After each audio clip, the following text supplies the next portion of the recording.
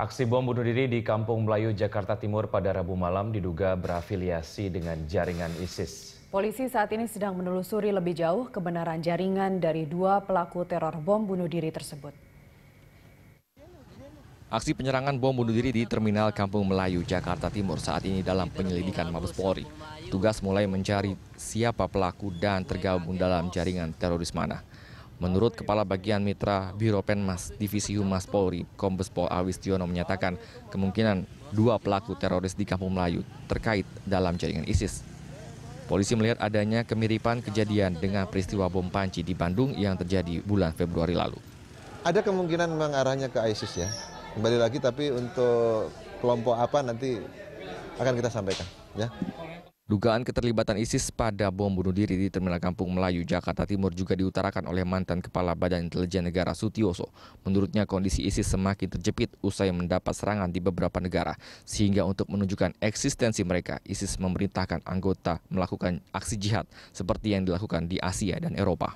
Bahwa memang pertempuran di Syria maupun di Libya itu ya, ISIS itu kan mulai terdesak dia.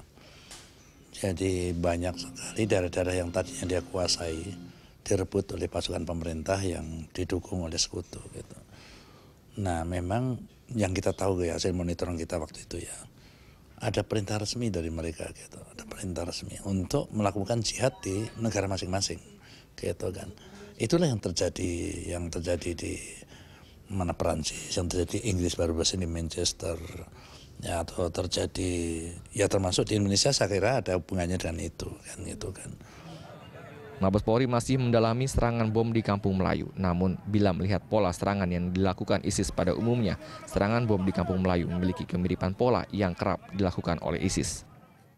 Islamic State of Iraq and Syria atau ISIS kerap melakukan teror yang mengincar petugas polisi. ISIS menganggap polisi sebagai musuh nomor satu karena polisi dinilai telah murtad dan kerap menggagalkan usaha mereka.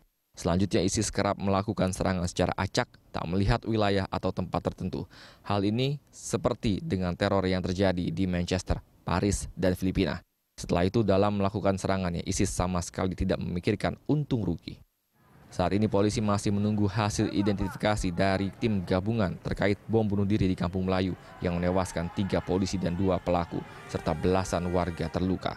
Diharapkan masyarakat cermat dalam menghadapi hal ini sehingga kejadian serupa tak kembali terjadi.